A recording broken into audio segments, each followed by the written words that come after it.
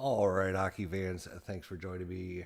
This is your host, ID Jester. We're going to be looking at how to play Stratomatic hockey super advanced way. So I know there's been a lot of discussion about this in the last year, 2 years. I know that there's some new players trying to get into Stratomatic hockey. And I know there's some players that don't play Stratomatic hockey. And I know there's some players that play Stratomatic hockey, but they don't use the super advanced rules. And so I'm just going to try to clarify some of the super advanced rules for you guys and kind of go over to the best of my abilities what the super advanced rules are about, kind of cover them, talk about them, and see if you want to advance yourself up to the super advanced face-off rules. So, as far as super advanced rules for hockey, it's basically two charts that you're going to be using that are different than the basic and regular and advanced charts. And there's a few rules. There's just about 3 or 4 little touchy things that you guys need to know to learn about. And hopefully once you guys get those under your belt, that's why I'm kind of doing this, is to kind of show you guys some of the things you might run across. There's a few rules and that I think are a little tricky. And let's be honest, the super advanced rules in the rule book, they're not written really great, to be honest. They don't give you what they need is like a little chart in the actual book that shows you, when, this happens, then this is the result, then this is how much time comes off the power play, et cetera, et cetera. So something like that would have been much needed. I'm sure these rules were written like 35, 50 years ago or something. They were updated a little while ago, but still, they're not very clear. So let's try to clear them up. All right. So, all right. I'm just going to see if I can get some kind of some way. Let's see if I can get a halfway decent setup here to show you guys some stuff with the old Stratomatic. All right. So let's talk about face-off first. Face-off is very simple, right? The advanced, super advanced, basic rules, pretty similar, all right? For the super advanced face-off, all you're going to be doing is using this chart here, and there's a few modifiers, right? So what you're going to do is you're going to look at the two players. Let's say JT Brown's taking a face-off here. He's going to face off a 0. And for the Rangers, he has a face-off of +1. So you're just going to combine those and get a total. And obviously it's going to be a +1 for the Rangers in this case, because Kevin Hayes is a +1, JT Brown is a 0. So simple enough. You just look under the +1 column, and then you're going to draw a card from your split deck. Split deck is 40 cards. 40 cards. That's what a split deck is. All right, so let's kind of go over a few of the basics here. So your split deck is a 40 deck card. Let's try that again. Your split deck is a 40 card deck of cards, right? But if you look at it in the top, each card has its own number. There is 2 of each number rated 1 to 20. So you can see there is a 20 and a 20 here on the top of those 2 cards. There will be no other 20s in this 40 card deck.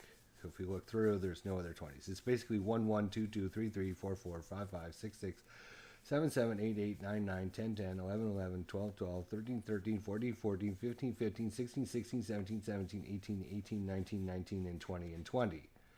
So basically, what you're doing with this split deck is you're rolling a 20-sided dice, right? So if you've seen me play, Hey, the replay gamer is here. So just trying to go through a few things. Hopefully, if there's a question, I'm here to help.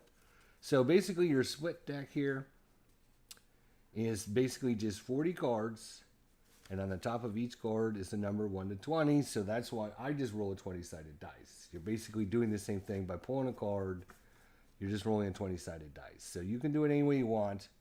But on the Super Advanced Face-Off, you're just going to get the difference between the players in the face-off. Pretty simple stuff. And in this case, Kevin Hayes is a +1. JT Brown's a 0. So we're going to look at the +1 column. And we're going to draw a split deck card. And that's a 4 at the top. Or like I said, you can roll a 20-sided dice. And, we rolled a 2 or whatever. So +1 and a 4 says superior right wing. So whoever was superior, meaning was higher statted, it's going to go to that right wing. And if it says inferior, then it would go to the player with the lesser number and go to one of the positions there. This is home out, which means the home team player was kicked out, and you're going to have to choose a different player. And if it's a 20, it's the visitor out, which means the visitor player is out of the face-off. You're going to have to choose a different one. And these two are always the same no matter what it is. So anytime you roll a 19, it's always the home. And a 20, it's always the visitor. So, and it gives you that information right here. So face-off's pretty simple to move up to super advanced. One thing is, on a power play, you're going to get a +3, right? And on 2-man advantage, you're going to get a +4. The only other rule to worry about, and this usually comes into play when you're doing power plays or when one of the players gets kicked out. When you have to choose another player, all right, for their face-off results, let's say we choose, let's say we were having a face-off between JT Brown, Kevin Hayes, right? And we rolled a 20, and Anaheim's on the road in New York. So we rolled a 20, which means JT Brown gets kicked out of the face-off. We have to choose another player. So he gets kicked out of the face-off. So instead, we're going to put in, let's say, trying to show a good example. Okay, here's a good example. Let's say Kevin Roy was on the ice as well. He also has a face-off of 0, but notice he does not have a center position face-off here. He does not have a center position, unlike this. So if you're ever having a face-off with players that are not rated as center, and why do I have this hanging down in front? I don't know. Hang on a second. Let's see if I can fix that. Maybe a little easier for you not to see with cords hanging down in your way. Sorry about that. So anytime a player is taking a face-off, it doesn't have the center position listed, right? The other team gets a +1. So in this case, if Kevin Hayes is taking a face-off against Kevin Roy, it's a 0 +1, so it gives Kevin Hayes a +1. But because he's a center and he is not a center, he gets an additional +1. So in this case, it'll be 2. So we would roll on the +2 column as opposed to the +1 column in this situation. So if you roll the 19 or 20 and you have to get a player is removed, that's why you'll see these, my friends, it's not charts. This is a copy of the chart because I hate their big ass charts. Yeah, I need to get these. I should have put them on cardstock is what I should have done. I'll probably do that at work on Monday, but you're right. You're right. I do need to get them a little bit better than they are. All right, so that's face-offs. The main thing to keep in track of is, when you're on the power play 5-on-4, it's going to be a +3. And if you're on a 5-on-3 power play, it's going to be a +4. You notice this chart only goes up to +4, right? So on the power play, you're probably going to be using one of these two columns, especially if the defensive team doesn't have a center out there to kill off the penalty. That's why setting up your players can be quite advantageous, right? If you have Kevin Roy out there to kill off a penalty, and say, let's see here, let's find another good example here. There we go. So if this is your left wing, right wing combination on the penalty kill, you got a face off of 0, face off of 0. Neither one of them is rated as a center. You're going to give the other team at least a +4 because you don't have a center, so that's a +1, and they're on the power play, which is a +3, so that's a +4 right off the bat. So you want to make sure if you're shorthanded, you at least put out somebody that's pretty decent at face-offs and center, because losing that face-off can be a killer. Can be a killer. All right, so that's face-offs. Very simple stuff for the face-offs. That's the easy part, right? So we've gone through some of the easy stuff. Again, your split deck, right? It's just 40 cards of 1 to 20. So you can use a 20-sided dice. It doesn't matter if you use a 20-sided dice as opposed to drawing this, because it's going to give you the same randomness to it. In my opinion, it will anyways. In fact, it'll give you more randomness. But do whatever you like. You know, if you want to draw split deck cards, that's fine. If you want to roll 20-sided dice, that's fine as well. All right, so that is the face-off. Any questions about the face-off? No. All right, so we're looking into super advanced. Like I said, super advanced is super easy. For most everything to advance from basic or advanced into super advanced in Stratomatic, going from advanced to super advanced is not that hard. The biggest issue is with is going to be with your penalty kills and how that works, which we're going to talk about here in a minute. Before we get to that one, though, I would recommend, if you're playing super advanced, you want to do if you go to page 11 of your rule book, I would highly recommend you do this super advanced penetration. Because the way originally that it's set up is, if you play a strat here, it's going to be right wing is going to go against the left wing. Your right defenseman is going to go against your left defenseman, center, left defense, right defense, and then left wing against the right wing. Which is okay for basic stuff, but to be honest, it's not really the way hockey is done that much. Hey now, what are you doing?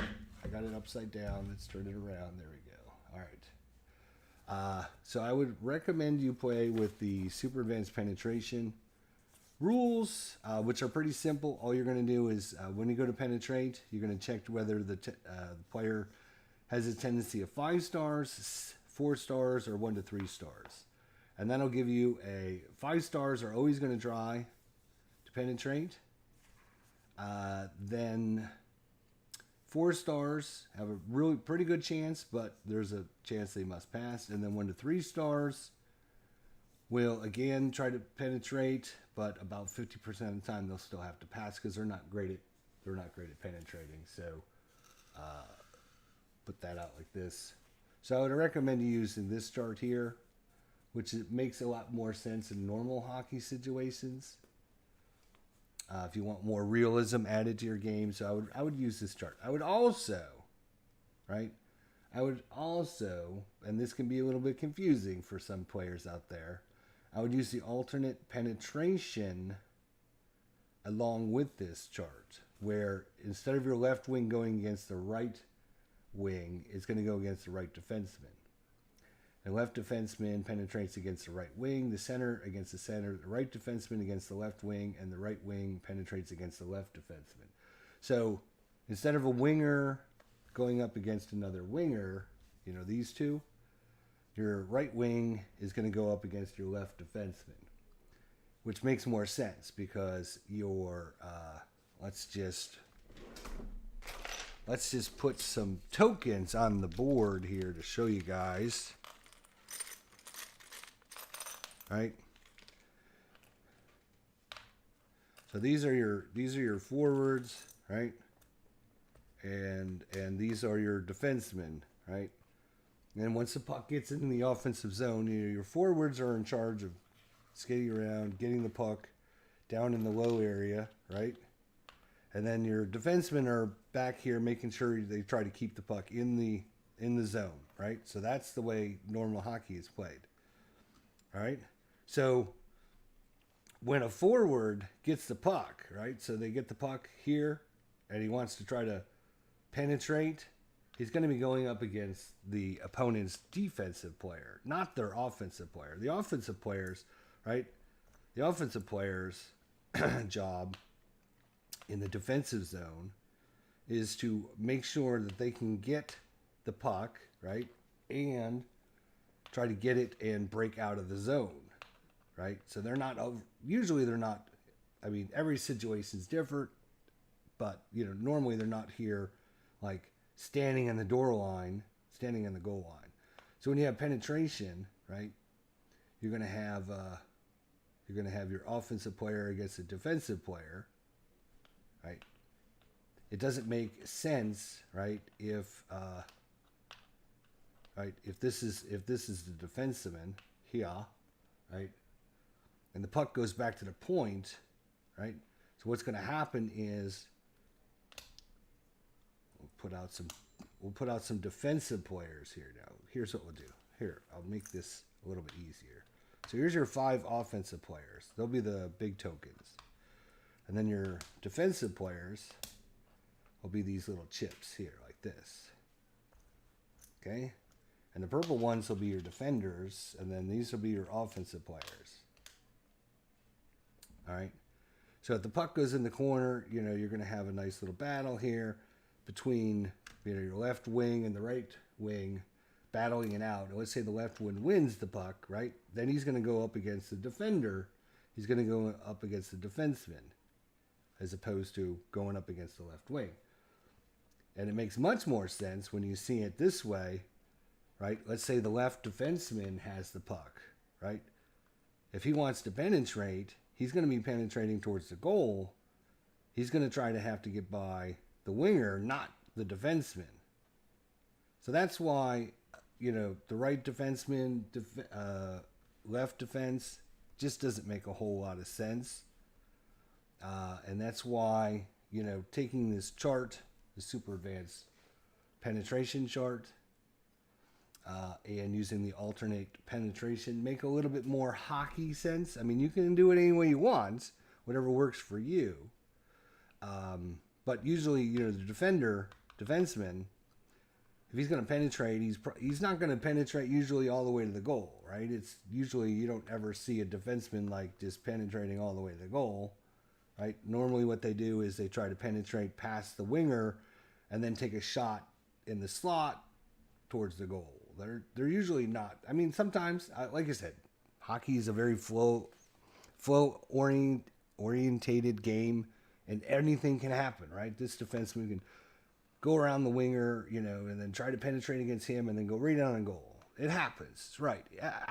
Anything can happen, right? You can have the left defenseman, right, go around this way and try to score. It happens. Everything happens in hockey because it's just, what's open? Where can I go? And they have to make split-second decisions all the time. So anything can actually happen.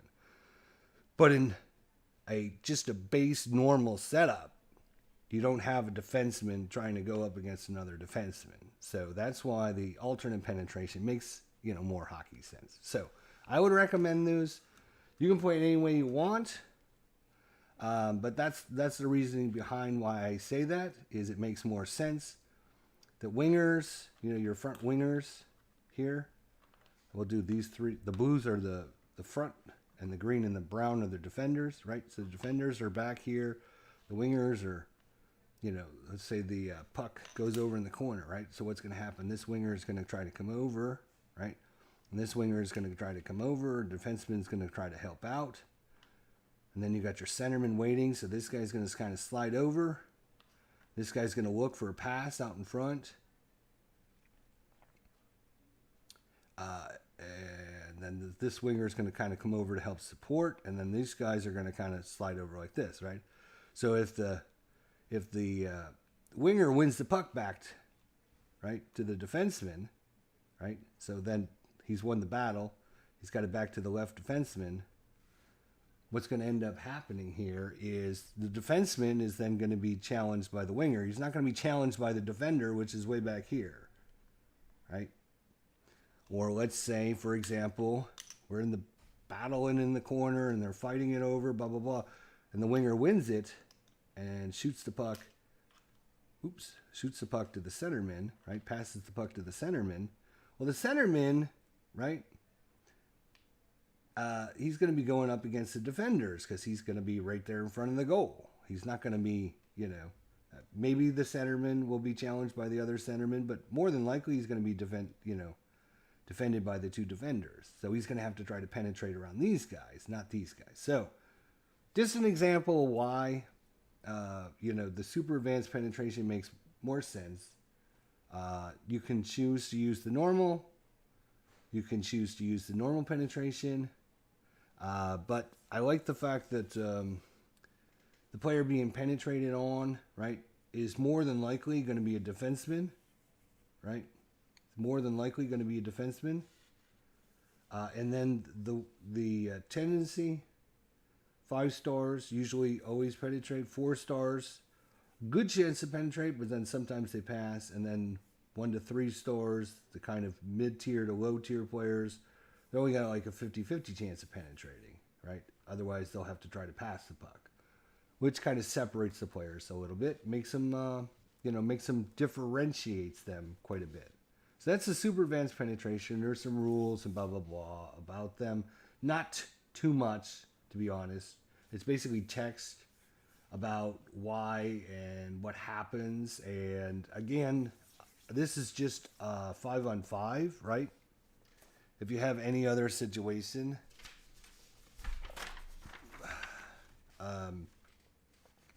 so the super advanced penetration shot 5-on-5, right? So you got to roll the C. You would disregard this, right? Let's see. Do I have a? You would not use this chart. Basically, you're going to use this chart instead. But then this gives you your ratings on, 1, 2, 3, 4 versus the defensive ratings for the player. And if you have a power play or shorthanded situation, you're going to use this chart instead. So pretty simple stuff there. You just find out who they're going to penetrate against. Find out what obviously the higher your number and the lower the defensive value, the better chance you have. So if you have penetration of 4, and they only have, say, a 3 defense, it's a 1 to 10. A 2 defense is 1 to 12. And then if you're penetrating because you're on the power play, it's going to even be easier because they have less men on the ice. So in this case, let's say a 5-on-4 power play. If you're a 4, it doesn't matter. You're just 1 to 13. So really good chance of penetrating, on the power play. So I would use a combination of the super advanced penetration chart along with the tendency chart along with the alternate penetration chart. And this just tells you it's different who they go up against. Like I said, instead of the right wing here going up against the left wing, all that's going to happen is he's going to go up against the left defenseman, and the left wing is going to go up against the right defenseman because of what we showed you kind of in this example here, right? All right, so that's kind of that's that. Let's go over the power play now. All right, because this seems to be the biggest issue for most people. In I don't want to play super advanced because the power play, I don't understand it. Blah blah blah. Right. So that is, of course, going to be on page number 8 of your Super Advanced Rule Book, or your Rule Book, page 8, the Super Advanced Power Play. All right, so the first thing we're going to look at is kind of ratings and stuff like that, so you get a general understanding of who might be a good somebody to put on the power play. Because if you don't know these players, like you're playing an old season, and you're like, oh, I don't know who these players are, I don't know what lineups there are, you know, I have to mix and match myself. So there's several things you could do. Like, for example, right, what you could do, let's see if we can do it this way.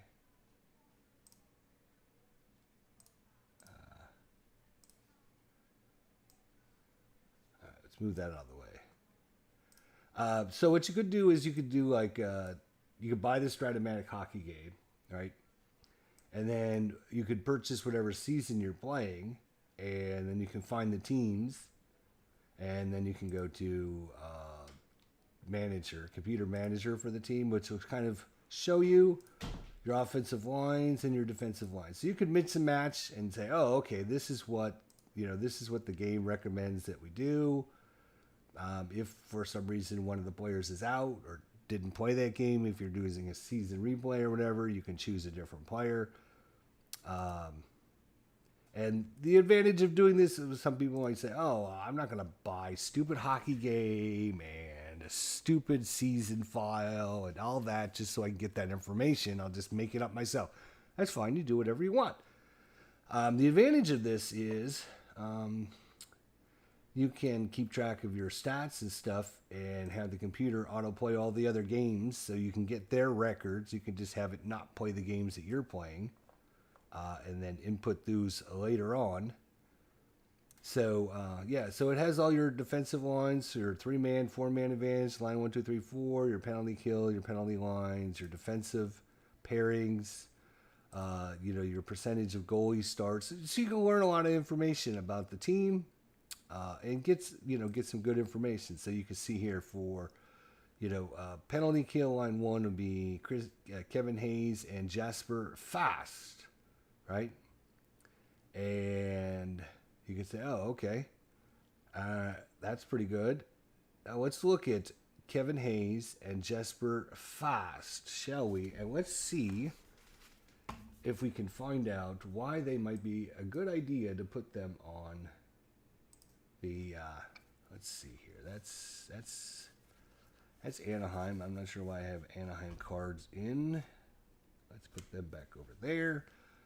All right, so who do they have? They had Kevin Hayes. Oh, right here's Kevin Hayes. All right, so cool thing with Stratomatic, right? Unlike a lot of other game out there, which I will remain nameless at this point, but a lot of other games out there,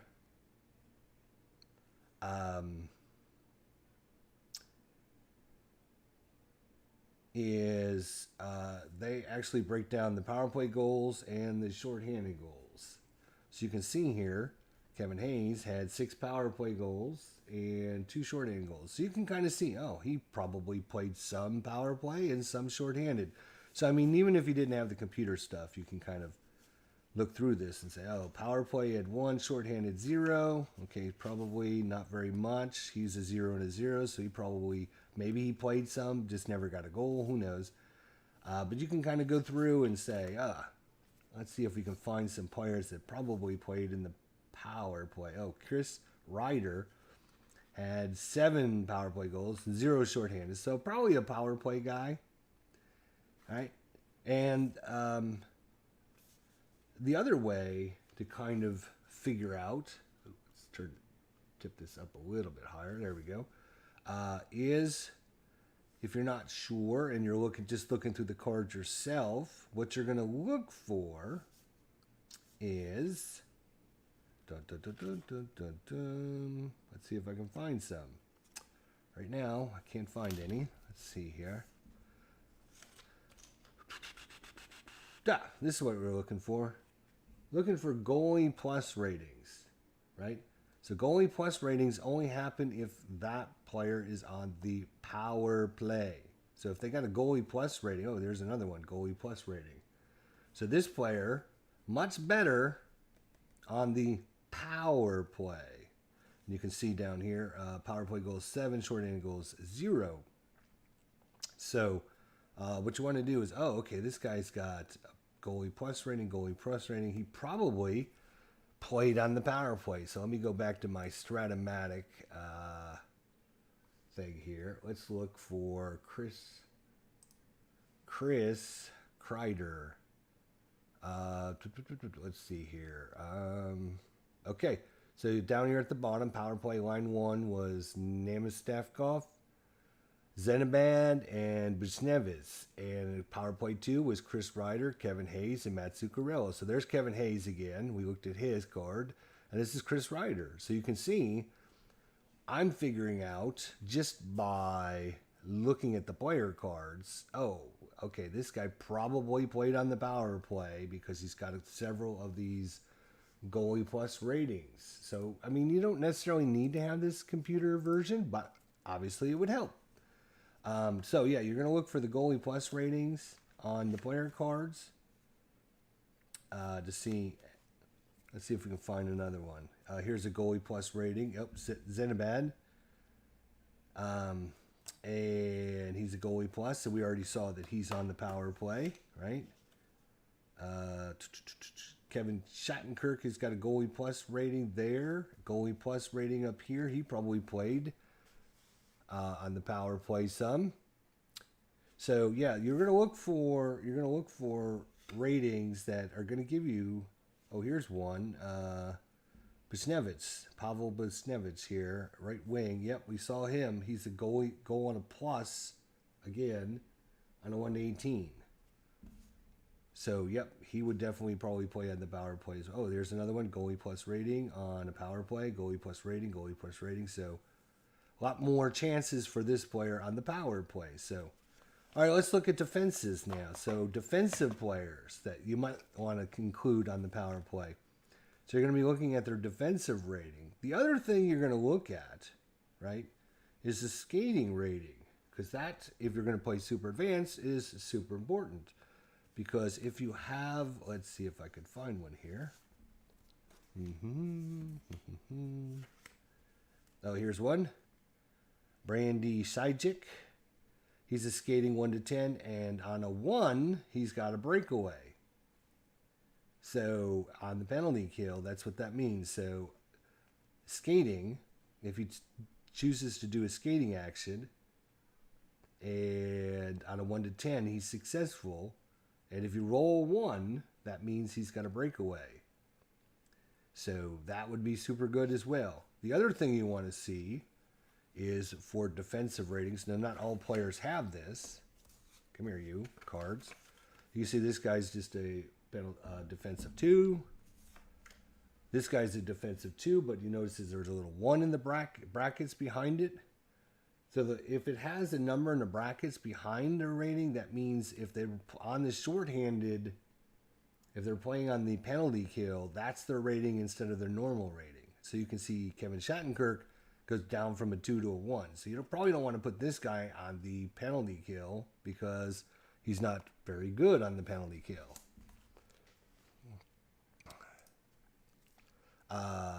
So this Yahoo is just a 1. Oh, this guy, Brady Shajek,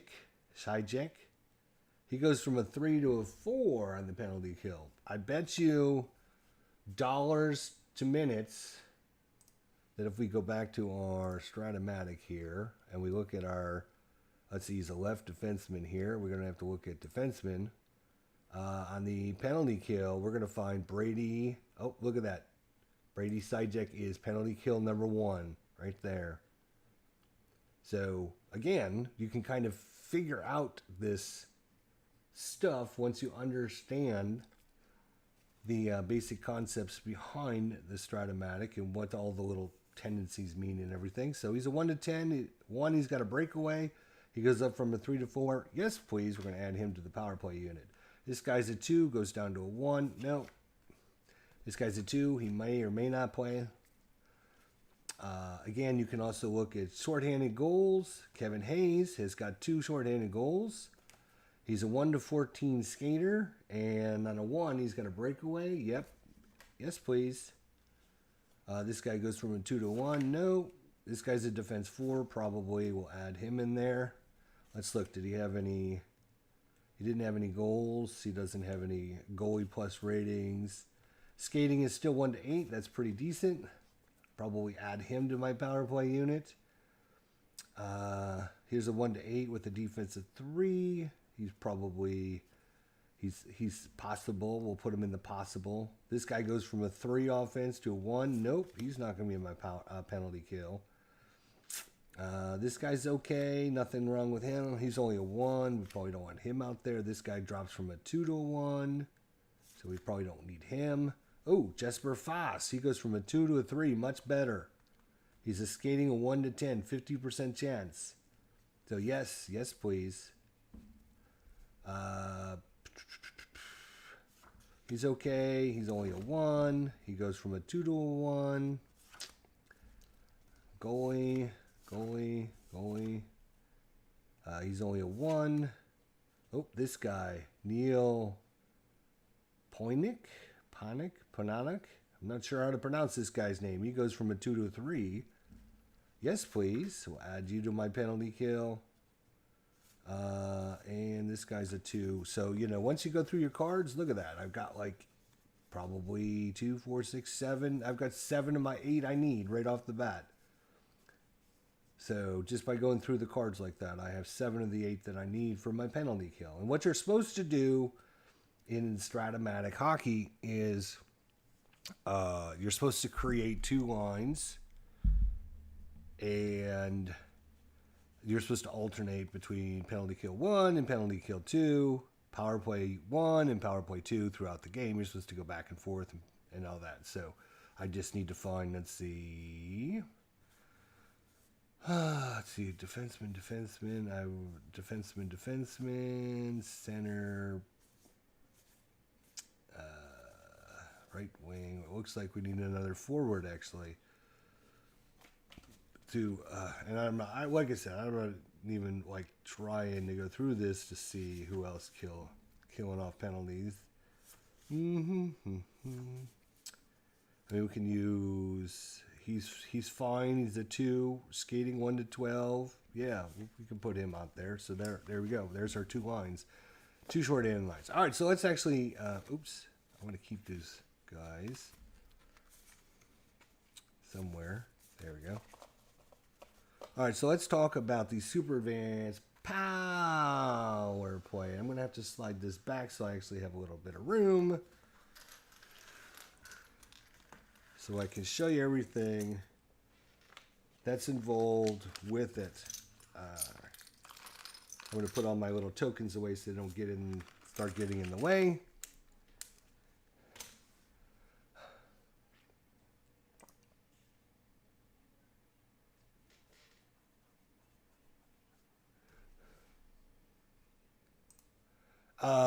Replay Gamer, you can input stats from card and dice. No, you can't input the stats, but you know what? I'm not 100% sure because I don't do that. But what you can do is you can not play the games if you're playing a replay of, you know, let's say you're playing a replay of the Chicago Blackhawks. You can just, you know, choose to not play the games and have the computer auto sim everything else, and then keep track of your own record that way. And then you would have a pretty good record of what your team's doing compared to the other teams. But I don't do it that way myself. So I'm not sure if you could input that or not. I don't think you actually can. I'm not 100% sure on that. It's a good question though. Good question. All right. So let's look at, so you got this cute little board that comes with your Stratomatic, right? I would recommend that you take this board and throw it in the trash can because it does absolutely nothing for you whatsoever. If you use the super advanced, your alignment is going to be incorrect because you're going to be doing it this way. Wing to defense, right? Your penalty timing chart is absolutely wrong. If you actually look at the rule book, it tells you, please note, the values below override the values shown on the game board key. So this key over here is wrong. You can see here successful icing is not 4, it's 5. Successful skating is not 2, it is 3. So those are the numbers that are overwritten on the key. And then your timing mechanism takes up so much space, right? I would recommend you just take this board and throw it in the trash can because it doesn't do you anything.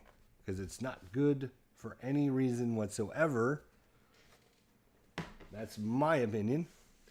What I would recommend you do is just get yourself a couple 20-sided dice in case you have a couple penalties that happen, because basically all you're going to be doing again is you're going to be keeping track of time from 1 to 19. All you need to know is what number you're on, so you can use a 20-sided dice for that. Or you could have a stack of cards and just write 1, 2, 3, 4, 5, 6, 7, 8, 9, 10, 11, 12, 13, 14, 15, you know, and then you can just go through the cards. 1, 2, you know. Okay, so we went face off, so we're at 1, and now, you know, and then you just go through them that way. If that's easier for you, whatever. You don't need that big board for whatever reason. All right. So pretty much the rules, I mean, there's a lot going on here, and you can see there's like a page and a half worth of stuff, but it's very simple. All you're going to do, right? All you're going to do is everything takes a certain amount of time. Certain amount of time off the penalty. So let's say we have a 2-minute penalty, right? You're going to go from 1 to 19. If you have a longer penalty, all you're going to do is extend that out a certain number of cards, and you can get that from one of these charts here. It's on the other page. Penalty timing chart. So if you got a 4-minute, it's going to be 6 cards. If you got a 5-minute, it's going to be 8 cards. If you got a 6-minute penalty, it's going to be 9 cards. You know, so you got a certain amount of cards you're going to go through. 1 to 19 gets you through 3 cards. You're basically going to go through cards at 7, 13, and 19. Every time you hit 7, 13, and 19, you see it's, you know, written down there. Flip a card, flip a card, flip a card. So that's when your cards happen.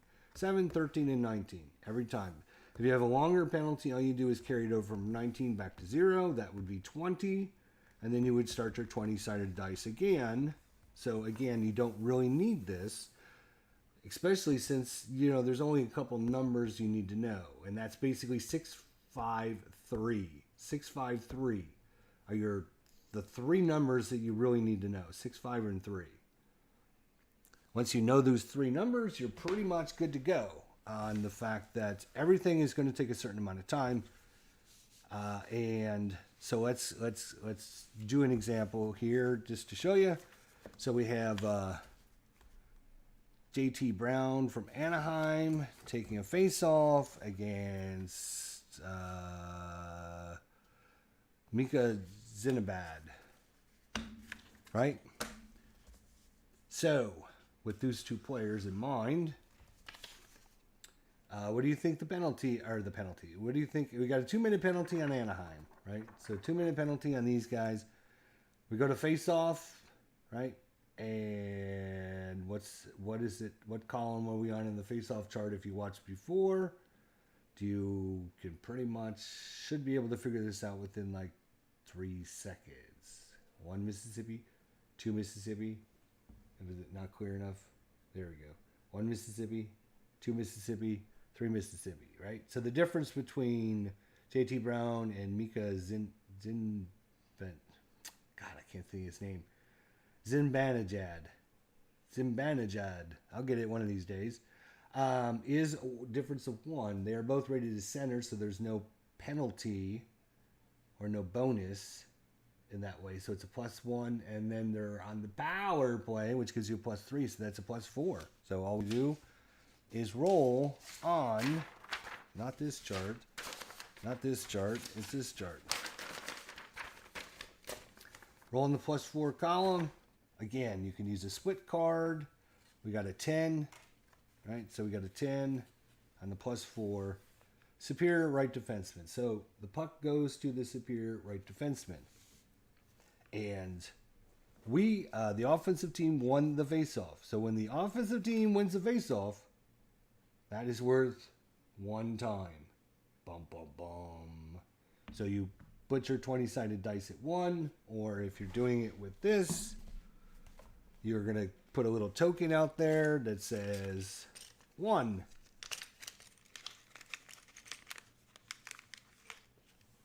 Boom, just like that. Now, the offensive team has possession of the puck. What do you do? Well, the offensive team is going to draw a card, an action card, to determine what happens. That's their only choice they have. They don't have any choices of what they can do. The only choice comes in when the defensive team has possession of the puck. Now, one thing to note is you can see a 1 has a little star next to it, and a 4 has a little star next to it, right? So if the, and I didn't mean to hit that, sorry, hit my microphone. If the shorthanded team, in this case Anaheim is the shorthanded team, if they win the faceoff, instead of going to 1, you're going to go to 4. Because, you know, the timing is when the offensive team wins the possession of the puck, they have a lot better chances passing it around, getting set up, blah, blah, blah. When they don't win the faceoff, there's a lot of mucking around in the corner. The defensive team, you know, is shooting it around. The other offensive team is trying to get repossession of the puck and blah, blah, blah. So it takes a lot more time for that to happen. All this is, right? All this numbering system is how long it takes for certain things to happen. That's all that this is. In Stratomatic, if you win the faceoff, it's worth only 1 point against you. And if you lose the faceoff, it's worth 4 points against the power play team, right? So it takes a lot longer for you to get back, you know, into possession, and you're scrambling around and trying to get possession of the puck and trying to hem in the defenders or whatever. All right, so we'll just assume the offensive team wins possession of the puck. So that costs 1 time sequence. So, you know, between 5 to 10 seconds of actual game time. That's represented by this 1. If you lose possession or lose the faceoff, you know, you're talking about 20 seconds of possession where you're not able to get possession of the puck, and the penalty kill team has possession, and you're scrumming around in the boards and, you know, all that stuff. So it's going to cost you a lot more time against your power play. All right, so we'll assume again, Mika Zibanejad won the faceoff, and it costs 1 time sequence. Now New York has possession of it to the, we rolled a 10. It's going to be superior right defenseman. So in this case, our right defenseman is this guy, we'll just say, Neil Poink, has possession of the puck. So, you know, you would put your puck token or whatever on here. But doesn't really matter because the offensive team doesn't have any choices to make, right? They can't do anything with it other than draw an action card. That's the only thing they can do, right?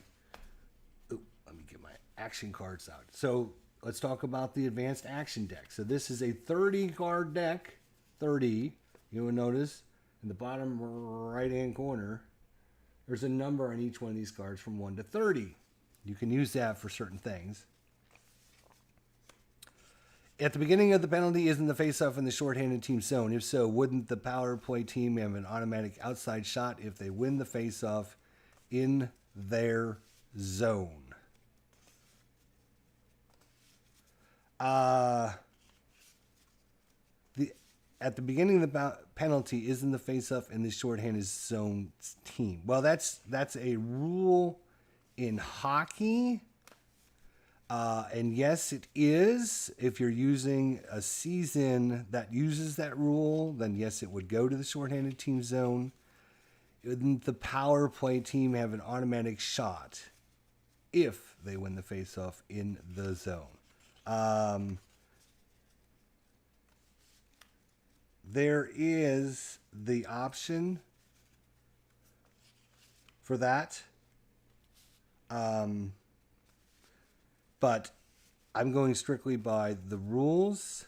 So if you're playing strictly by the super advanced power play rules, they don't have an option of what they're going to do. They still have to draw a card. Hopefully that makes sense. Hopefully you're feeling better. I noticed in your video yesterday you were kind of under the weather a little bit, so hopefully you're feeling better. Taking some medicine and hopefully. Anyways, fast action card. You're going to flip up a card, right? Boom. And you're going to look at the power play section or the shorthanded section, depending on who's choosing to draw a card. Obviously, if you draw as the power play team, you're going to look under power play, and it's going to tell you outside shot only for left wing or whatever the result is. And if you're drawing for the shorthanded team, you're going to look at this section that says shorthanded, loose puck, inside shot for right wing. I would just, I kind of talked to the Replay Gamer about this. Still coughing. These cards are set up for the shorthanded team. The only time you want to actually draw a card as the shorthanded team is when you're behind. It's late in the game and a penalty is called on you. And you have to still try to score, so you want to be super aggressive. It even says it in the rule book. Where is it where it says that?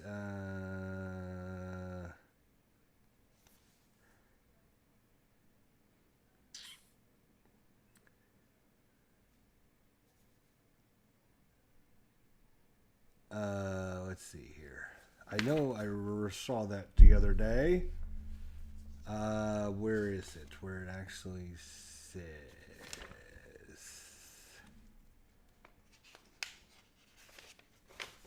Might have been on the front over here. Let's see.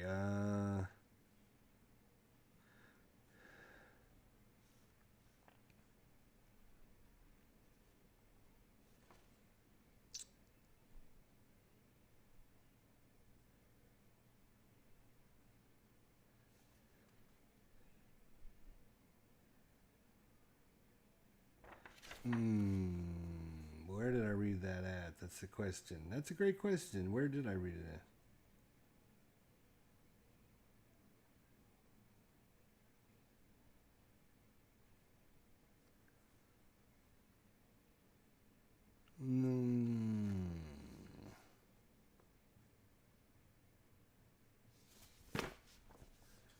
It's probably under their actions, icing, action skating, offensive action. If the shorthanded team, here it is, 21.3, if the shorthanded team prefers aggressive play, it may draw an action card. Refer to the shorthanded section at the bottom right-hand corner of the action card and follow the indications. Oh, that's in, Well, it didn't say it, did it? No. It says it somewhere, though.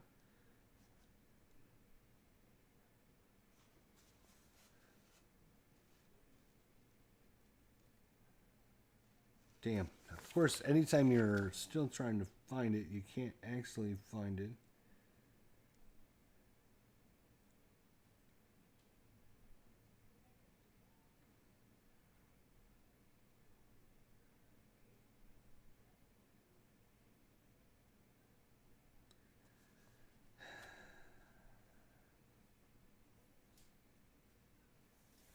Well, maybe I'll come across it accidentally. Let's just keep moving on. All right, so the right defenseman here has possession of the puck, and they are going to draw a card. Baseball demos. I bought Strat Hockey years ago, but hardly touched it. How does it play solo? Baseball Demos is wondering. It plays fine solo. I've been playing several games on my channel. I got a game in. I got a full Stratomatic hockey game in about an hour and 15 minutes the other day. So, Replay Gamer says, I've had it about a week and I'm loving it so far, Baseball Demos. Baseball Demos, if you want to send me your Strat Hockey season, come on, just send it over here. If you're not using it, go ahead and send it to me. I'll give you my address. Come on. All right, so Power Play team, they're going to draw an action card, right? And as we saw with our key here, you also see in the rule books, anytime you draw an action card, it's worth 6. Remember the 653 I was telling you about? Anytime an action card is drawn, is worth 6 points, right? So we're going to draw, so our little 1 for winning the face-off is going to go to 7 because and this happens 95% of the time, right? Because the power play team normally wins the face-off because they have such an advantage on the charts. And then the only thing they can do is draw a card. So it goes 1-7 usually pretty normally, right? So we're drawing a card here. Let's see what our card is. We're going to look at the power play. Inside shot for the right wing. And it's going to be Intimidation by the left defenseman. So inside shot by the right wing. Left defenseman. So that happens pretty much the same way as normal. Except for...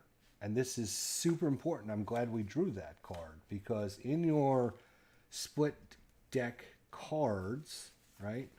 We look through our split deck cards. We draw a card. We're going to look under the intimidation number to see if they intimidate away. But there's actually several special cards. Let's see if I can find one of them in the deck. Let's see if I can find one. Of course.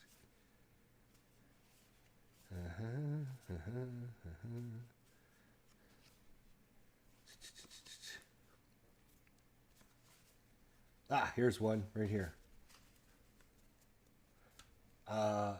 If you try to intimidate and you draw this one, opponent fails to take away puck, possible penalty. Power play 16, right? So that's different than your normal ones. Let's see if I can find a normal one that has that information on it. Come on. See if I can find one.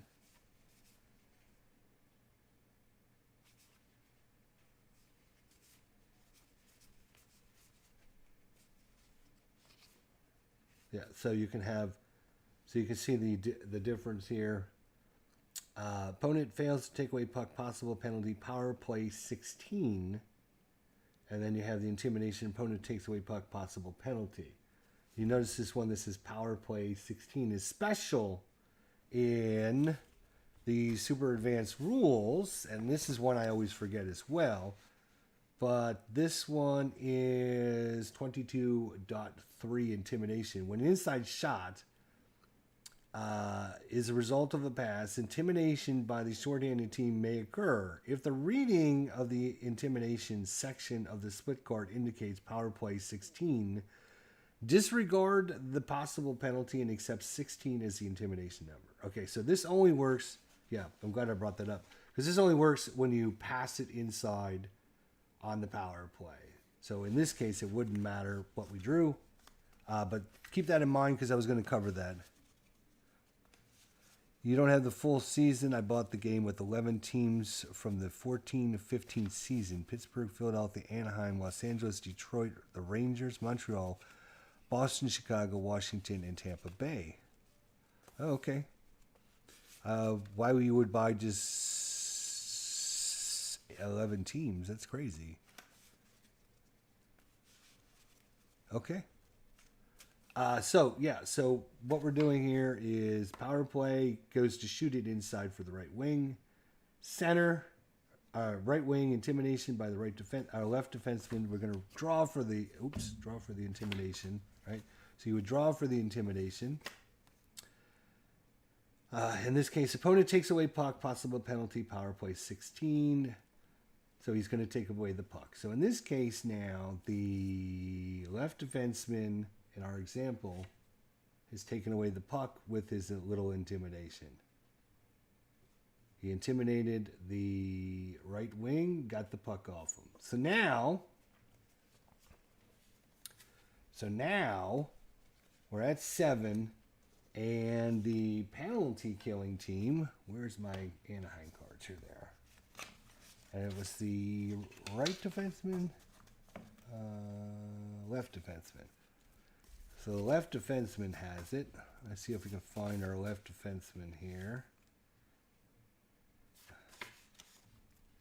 All right. Here's a good left defenseman.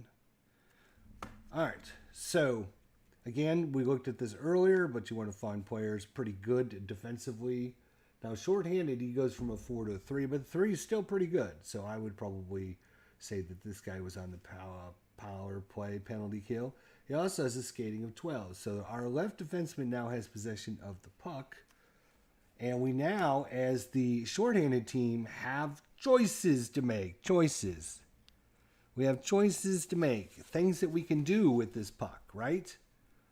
Which gives super advanced Stratomatic an advantage over just advanced, and a lot of advantage over a lot of the other games out there that just like you can't do anything on the power play or shorthanded other than just roll dice and see what number comes up. So things that the shorthanded team can do are ice the puck. So they basically try to send the puck down to the other end, kill some time off. They can skate with the puck to try and kill some time off. That's where they just kind of pass it back and forth, and the offensive team can't get possession of it. They're just trying to kill time. Or they can go crazy and draw an offensive action again. This should only be used, and I can't believe I can't find it, but it should only be used if you're trying to be like aggressive on the penalty kill. And you need to score a goal, because icing the puck isn't going to score you a goal. Skating with the puck might score you a goal. But, so let's look at Hampus Lindholm here and see what might be a good option for him. When we ice the puck, let's talk about the different options, right? So when we ice the puck, all we're going to do is draw from our split deck here. We're going to draw from our split deck, and we're going to look at the icing section, and it's going to tell you what happens. And we're going to go through these in a minute. So you just look at the icing section. So you maybe you ice it, maybe you don't. That's, different choices. That's what happens. You're just going to draw one of these cards. All right. So that's what you do with icing. Skating, right? If you decide to skate with the puck, what you're going to do is look at your player's card here. And you can see a 1 to 12 is the skating.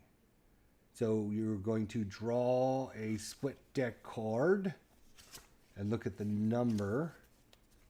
If it's a 1 to 12, he's successful. If it's 13 to 20, he's non-successful. We'll go through those as well. Right now we're just covering what you guys can do. Again, I would just use the 20-sided dice. If I want to use Hampus Lindholm to skate, I would just say, okay, he's a 1 to 12, and I rolled a 2, he's successful, right? If you successfully skate, it's worth 3. 3-time sequence. Successful skate is worth 3. An unsuccessful skate is only worth 1, and it results in an outside shot to any player. So that's your penalty for it, right? So you're either successful or you're not successful. Let's say in our situation we rolled a 2, so we're successful. So the time goes from 7 to 10, right? It goes from 7 to 10.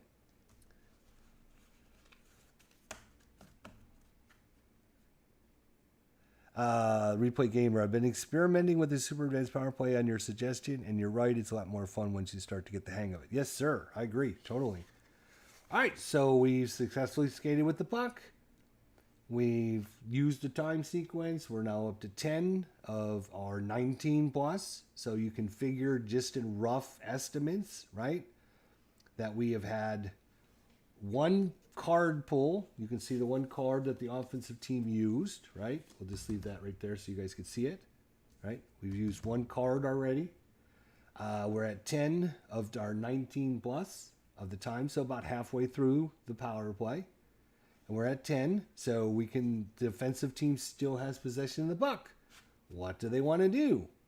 Let's say they decide, 1 to 12 is a pretty good odds. But in this case, what I think I'm going to do is ice it, just so I can show you guys how to do the icing. So simply, again, I'm going to mix these up just a minute of the random. And you're just going to draw a card, and you're going to look on the icing section, and it's going to say puck iced, right? Or it's going to say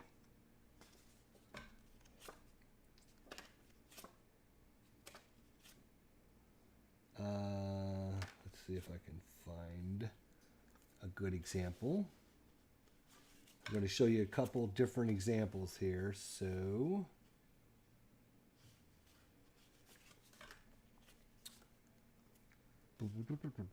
there's a good one. All right, so it's either going to say puck iced and then something after the text, right? Or it's going to say puck intercepted. So it's not successful. So on a successful icing, remember those numbers I told you? 6, 5, 3. Well, we've covered the 6. 6 is anytime you draw an action card, right? We've already seen the 3, which is when you skate. You go up 3. So how much do you think icing is worth? That's right, 5. 6, 5, 3 are the 6, 5, and 3 are the numbers you should worry about. So a successful ice is worth 5 points. So it goes from 10 to 15. 15, where are you? 15, 15. Hello, 15. There's 15. So it goes from 10 to 15. Now, when we go from 10 to 15, you notice we're going to pass 13, right? We go from 10, 11, 12, 13, 14, 15. It's the 13 says flip a card, right? So all we're going to do is take this card and just flip it and ignore it. We don't have to do anything with it. We just flip it so the time sequence went by. And that's all you have to do with that. That's as simple as it goes. It's not that simple in the rule book, but basically they don't even tell you. They say flip a card. You're thinking I have to read it and do what it says on it. No, you don't have to do anything with it. All you're doing is flipping it to show that that time sequence has gone by. And so we've successfully iced the puck. So when you successfully ice the puck, right? Puck iced, right? This play is not done yet, though, right? You've got the time sequence. You adjust the time sequence, but it's not done. And it'll tell you what happens after the puck is iced. So after, in this case, the power play team loses the puck, and the shorthanded right defenseman gets control of it. So instead of Hampus Lindholm, the left defenseman, right, we're gonna have the right defenseman is going to end up with this. And give me a right defenseman, please. Boom, boom, boom, boom, boom, boom, boom. Here we go. Francis Bojaman. He's our right defenseman. So basically what happened was our left defenseman iced the puck all the way down the other end. And then the other team, the Rangers, went back, picked it up, and then they started skating back with it and passed it, and they got it into our zone, and then a big hit by our center knocked the puck loose, and it goes to Francis Bojaman. And all that time that happened is represented from going from 10 to 15, right? So that's what happened, is it just went through 10 to 15. You're going to flip a card because we went past 13. That's our second time sequence on it. You don't read it. You don't do anything with it. You don't look under the power play section. You don't do anything with it. All right. So at 15, the puck is now in possession of our right defenseman. You can see he's only a skating of 1 to 8. So about 40% chance he'll be successful, right? But here's the thing to keep in track. Remember, 6, 5, 3, right? We're trying to get to 19 to finish this and flip another action card. Because once we finish this last action card, penalty's over, right? So if I was to, even if this guy was, say, a 1 to 18, right? Or let's say 1 to 15 to be reasonable. If this guy was a 1 to 15 skating, and even if I'm successful, I'm only going to get 3 time on it. And that's going to take us from 15 to 18. That's not good enough. I'm still going to have to make another play. So as a defensive team, I'm thinking, 15 is not a good number for me. I want to be at 16. That way I can skate around with the puck, right? If I was at 16 instead, I could skate around with the puck. If I'm successful, it's a 3 time sequence. It takes us to 19. We flip up another action card and the penalty is over. And that's it. We're done. I'm 1 short, right? So damn, I'm at 15. So my better option for me is I could skate around with it, but my better option as a defensive player is let's try and kill some more time and let's ice the puck again. Let's try to ice the puck again. So you would draw another split deck card. Oh, bad news. Puck intercepted by the power play team. So you were unsuccessful trying to ice it. It's been intercepted by the power play team, and it's going to be an inside shot for the right wing. Inside shot by the right wing. So unsuccessful icing, 1 time sequence. So you go from 15 to 16. All right. And you know what? Unfortunately for you, is Mika's, let's see, what was the inside shot for right wing? Right wing is going to be JT Brown. No, he's from Anaheim. Give me a Rangers right wing, please.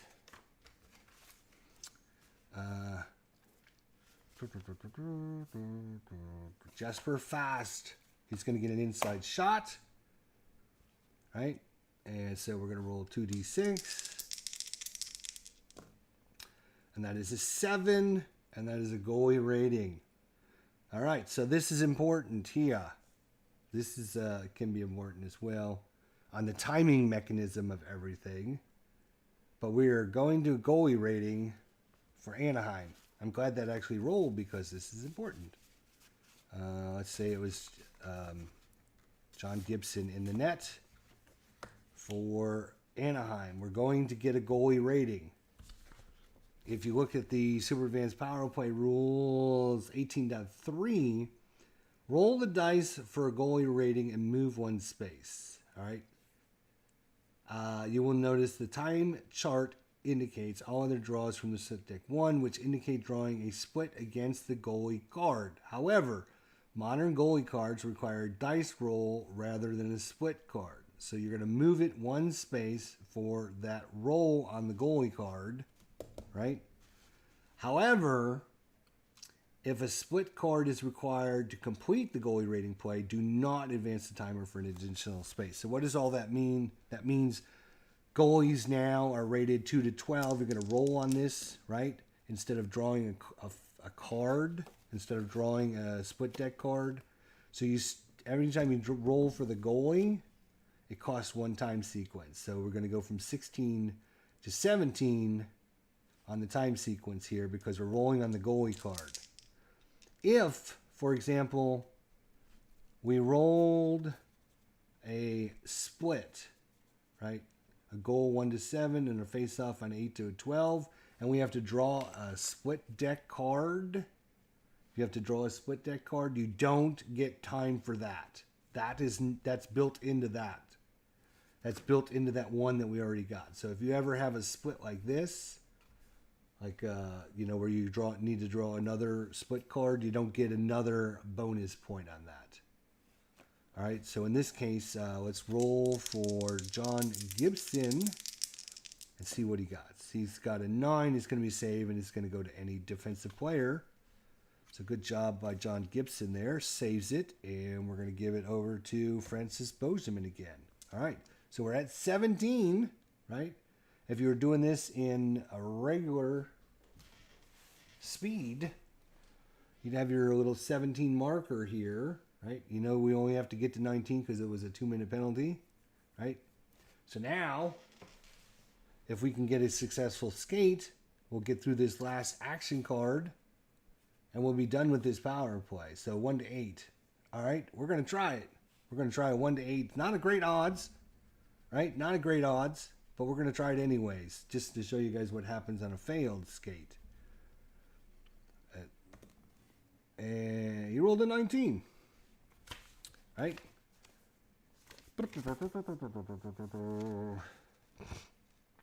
If the split number falls outside the skater's range, he's lost the puck, and any member of the power play team is an outside shot.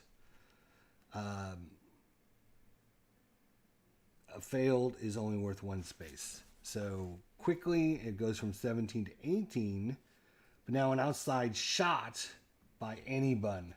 Outside shot by anyone. So let's give it to a defenseman here. We'll say that Kevin Shattenkirk is going to take an outside shot. And that's a 6. And it's going to be a save, and it's going to go to the right defenseman. Well, fortunately for us, we have Francis Bozeman ready to accept that. So Bozeman tried to skate it. Again, this is all simulated in this time sequence thing. It's not exact. No hockey game is exact pass to pass to pass, right? There's no hockey game like that. This is just simulating a time sequence of the most important thing that happened during that time sequence. So what happened was Bozeman tried to skate around with it. Somebody came and knocked the puck off his stick. It got knocked around a little bit, or maybe the center got it, dropped it back to Shattenkirk, or whatever, however you want to envision it. But somehow Shattenkirk got the puck, and he's going to take an outside shot. So we are up to time sequence 18 now, because nothing happened other than he takes a long distance shot. We didn't have to goalie rating or anything like that, so we don't need any time sequence. So we only went through 1 time sequence on that. It was kind of a bad play. So Bozeman says, oh, you know, I'm only a 1 to 8. I'm not the greatest skater in the world. Let's try to ice the puck and see what happens. And he goes ahead and ices the puck. So the puck has been iced. We go 18, 19, 20, 21, 22, 23. We're up to 23. So I would just know that we are past 19, right? The penalty is over. So we would draw our third action card to set it aside. We don't have to do anything with it. But the power play team loses control, and the shorthanded right defenseman has control of it. Yeah, we have it at normal time today there, 4 o'clock.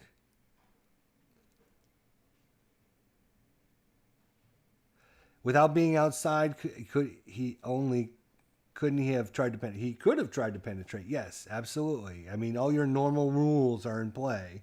He could have tried to penetrate. So Shattenkirk didn't have to take the outside shot, right?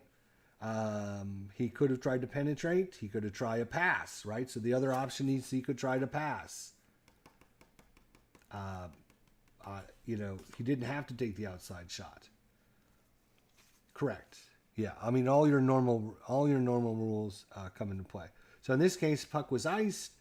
We're gonna kill off that third card, and then we have the power play team loses the puck, and the shorthanded right defenseman, and we'll say that's Bozeman has control of it, and the shorthanded team has possession of the puck.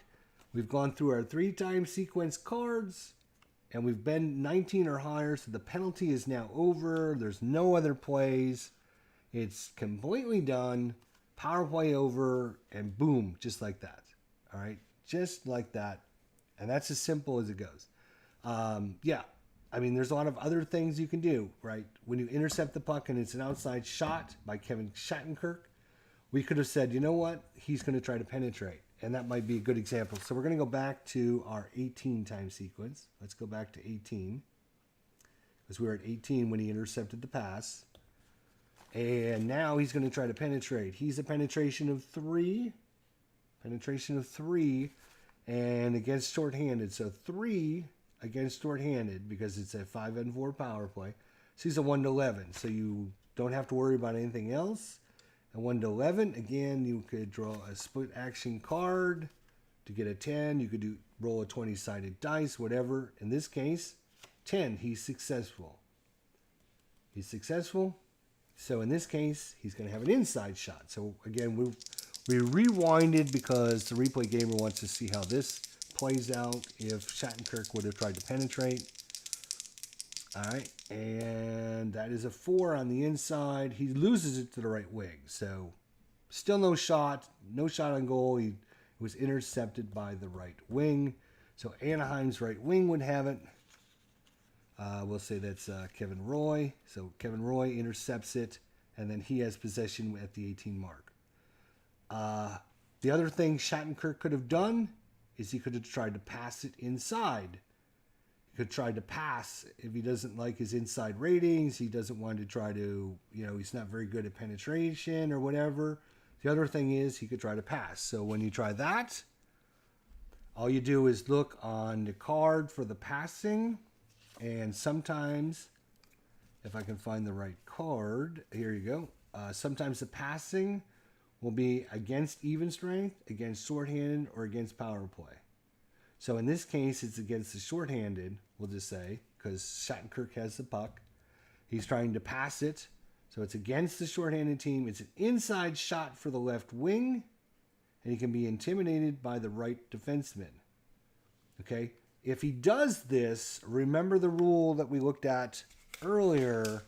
This rule would then come into play, which is your 22.3 intimidation. When an inside shot is a result of a pass, intimidating by the shorthanded team may occur.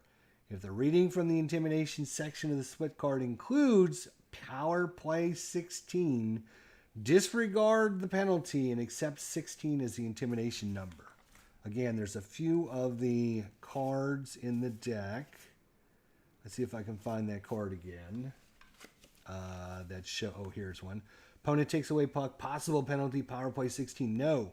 If this was a pass from Shattenkirk to the right wing, and I drew the intimidation on it, this one means I get an intimidation of 16, not my normal intimidation. 16, which is more than likely going to be successful. And there is no penalty. So keep that rule in mind when you do the pass. So normally, passing, if you look at the passing section, against shorthanded, 9, I think all of them say I opponent. So if you're passing against shorthanded, all of them say I opponent on them.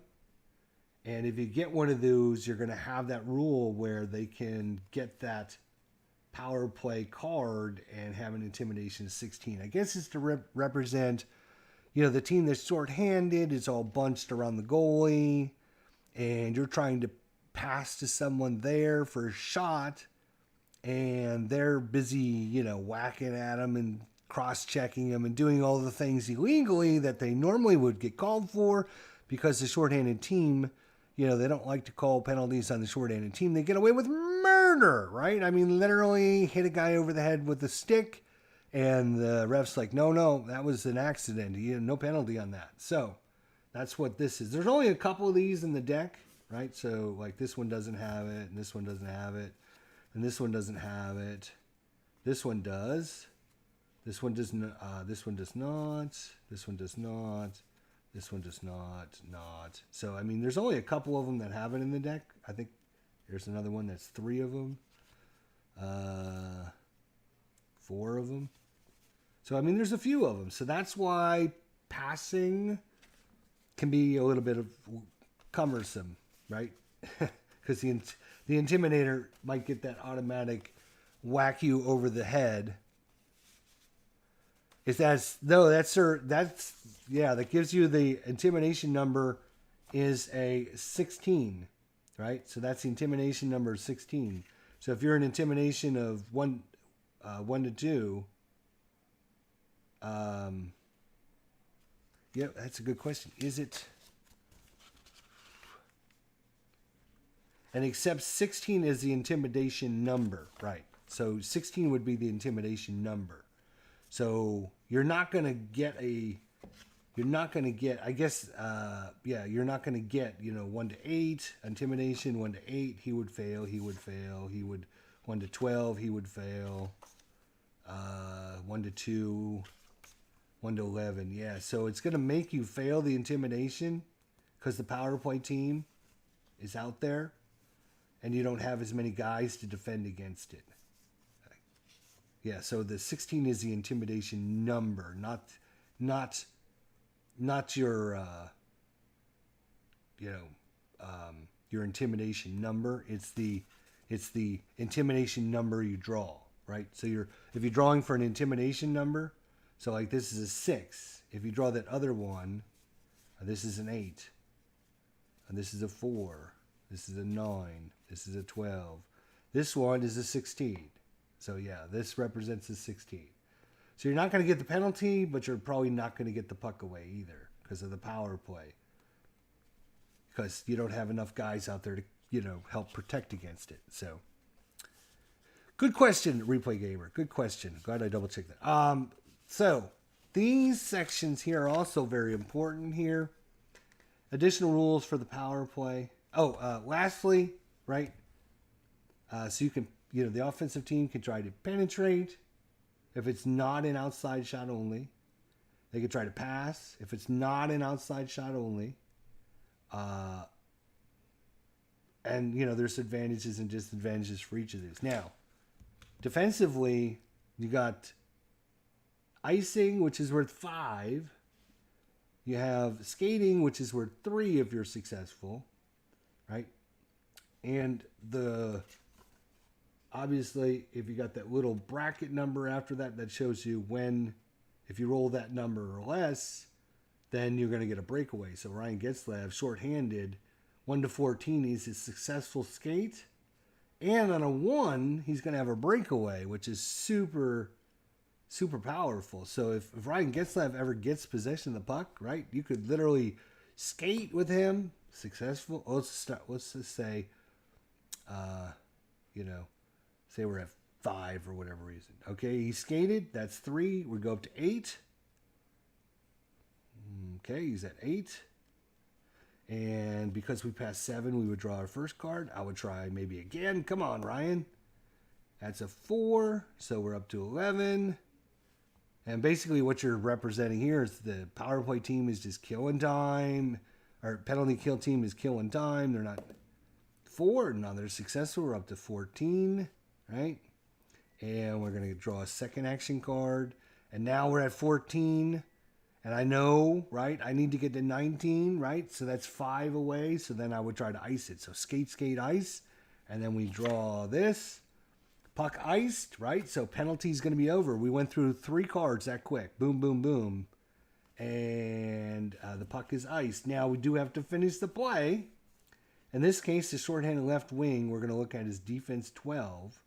And this is a good one to show you, right? A lot of these, when you go to ice them, will say puck iced, and then you're going to look at one of the defenders, and you're going to look at their, all right, 12, 13, or 14. 12, 13, or 14. And it's either going to say takes away puck, or it's going to say outside shot. 12, 13, and 14. So if you look at, that's Ryan Getzlaf. If we look at Nick Ritchie, he's take away puck, outside shot, outside shot. So what you want to see on 12, 13, and 14, you want to see takes away puck, takes away puck, takes away puck. That's a really good defender because anytime they're called on here, right, you're not going to allow a shot. You're going to take that puck back. So the really good defenders, and even though they might not have as high a value up here, right? But if they have takes away puck, takes away puck, takes away puck, let's see if we can find someone like that, right?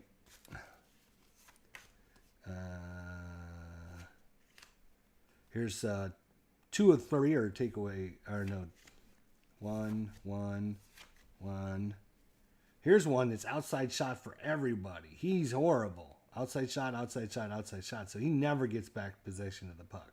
So you never want to put him on the penalty kill, right? You never want to put this guy on the penalty kill because he's going to allow penalty shots, or he's going to allow shots all the time. And he's only a defensive one anyways. But oh, here we go.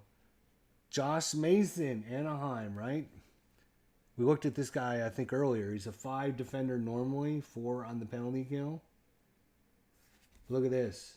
Takes away puck, takes away plus, taking away puck. So anytime that result on your split action deck says, where is it?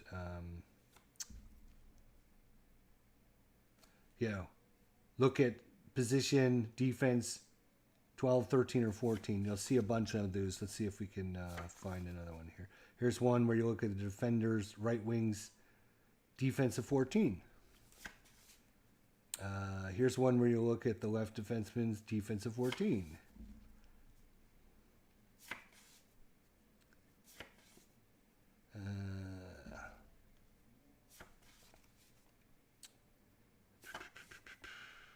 Here's one where you look at the right wing, defensive 13. So you can see that there's quite a few of them that will call on the defensive. Defense, right defenseman 13. So left defenseman, defensive 13. So good penalty killers again, high defensive values, good skating, and 12, 13, and 14 where they take these pucks back. Right? So you can ice it. The power play team brings it back in and you steal it back, and then you can ice it again. They bring it back in and you can ice it again, and that's 5, 10, 15 for icing it. So you got 15 right off the bat just by icing it 3 times. Let's see. What else? Let me look at the results. Oh, yes. This is very additional rules, right?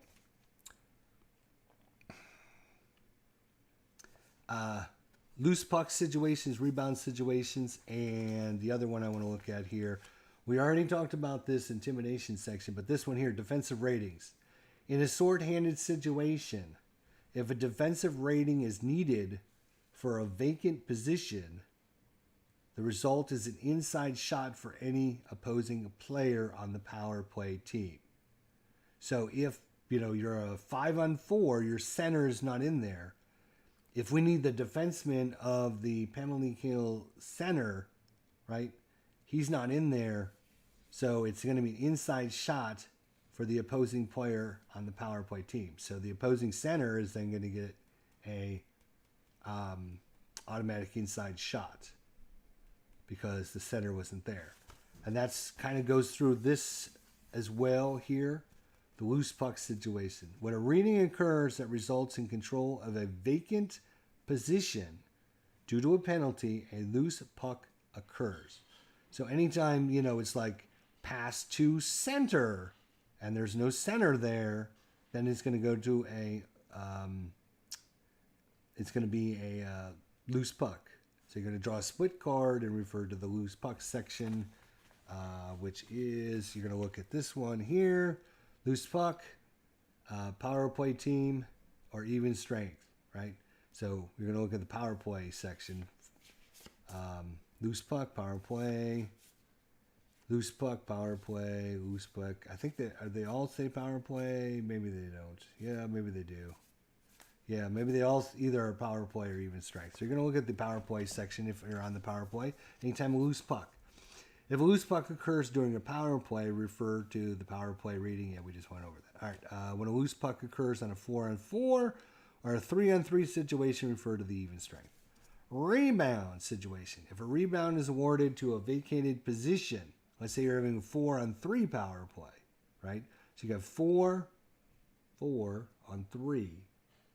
So you would have a missing center. Let's say a rebound goes to the center. What happens then? If a rebound is awarded to a vacant position on the shorthanded team, the opposing player on the power play team automatically takes a rebound shot. So 4 on 3, right? So you're going to have one center, a left defenseman and a right defenseman. So you don't have either winger on a 4-on-3 or a 5-on-3. Let's say the rebound goes to the right wing. They're not there. What happens, right? So what happens that? If a rebound is awarded to a vacant position on the shorthanded team, the opposing player on the team automatically takes a rebound shot. So no right wing, you automatically get a shot on goal by the power play right wing. I'm sorry, left wing, because they would be opposite. If a rebound goes to any player on the power play and his offensive rating does not measure up to the number indicated in the rebound section of the split card, or that position is vacant, the opponent on the shorthanded team takes control. If the shorthanded team is also vacated, then a loose puck situation occurs. So at say a 4-on-3 situation and a rebound goes to the center, there is no center for the power play team because it's 4-on-3. So it would go back to the shorthanded center would get possession of the puck. These rules govern vacant positions, and loose pucks also apply to 4-on-4 and 3-on-3. So this is kind of an important one where you have these, what do I do when the puck goes to the right wing and there's no right wing? Or what do I do when the puck goes to the center and there's no center?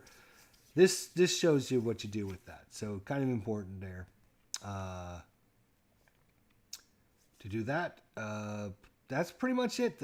I mean, you know, you got the intimidation we talked about. Anytime you pass inside the opponent, if they draw that power play 16, it won't be a power play, and it'll be a 16 is the intimidation number, so you won't intimidate them, but you won't take a power play or penalty anyways. In a short-handed situation, the defensive rating is needed for a vacant position. The result is an inside shot. We looked at that. Passing. Due to the power play, if either team opts to pass rather than take an outside shot, you're going to use against shorthanded or against penalty or against power play. So,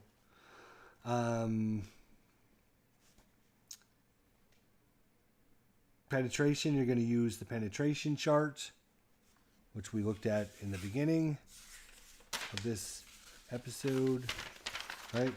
So you're going to look at the super advanced penetration, all other situations. There's a 5-on-5. But you're not going to use that one. You're just going to use this. And you're going to use against shorthanded on 3-on-3, against the power play, or against 4-on-4. So if you're a penetration of 4 and you're on the penalty kill and you get an outside shot, right, to penetrate against the power play team is still only a 1-7. So, yeah. And you're not going to get an inside shot as a result of like icing the puck. I don't think there's any result of power play, our shorthanded team taking an inside shot. I think it's all outside shots, so you might have to try to penetrate to get that inside shot. So your best, if you're trying to kill a penalty, right, and your best option really, and it's not even a good option, is to get players with a lot of results that they can get a breakaway on.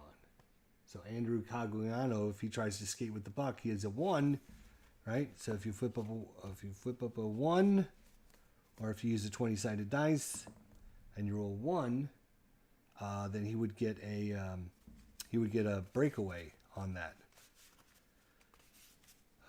And of course, on your goalie cards, look at our goalie card here. I think we're just about done wrapping this up, guys. Thank you for sticking around. Hopefully this has been helpful. It's not very hard. I mean, I can go through, if you want, let me know and I can go through a couple quick, oh, here's goalies right here, right? So if they have anything like goal plus, Gibson doesn't have any. Ryan Miller doesn't either. Let's see, did the Rangers have anybody that's goalie plus? They might have gotten rid of that. Might have been an older thing where some of the goalies gave away goal plus results. Maybe they got rid of that. Maybe I know the cards had the goal plus. I thought the goalie cards had that as well, but I could be mismistaken. Very simple. It's super easy. Face off is either going to go 1-4 or to 4, depending on if the power play team wins it or the shorthanded team wins it. Shorthanded team is going to go to 4. Power play team is going to go to 1. Right? And then every time you draw a card, right? Every time you draw a card as the offensive team, that's 6. So it's going to go from 1 to 7. And then, so we'll just go through a couple examples, right? All right. And I'm not going to do cards or anything. I'm just going to do it in my head just to show you what the results would be. All right. So we got a face-off. We're going to say the shorthanded team wins the face-off. It's a 4. He goes to skate with it. He's unsuccessful with the skate. It's going to go to 5. It's going to be an outside shot. It's going to be an outside shot by the left defenseman. He goes and penetrates. He does. It's an inside shot. He gets a goalie rating. On a goalie rating, we're going to go up from 5 to 6. 5 to 6. So we're at 6 in the goalie rating. Goalie rating says is going to pass it off to save, and he's going to give it to the left defenseman. The left defenseman says, I'm going to ice the puck, which is successful. So we're going to go from 6 to 11 because it's 5, and we're going to draw our first card because at 7 we draw our first card.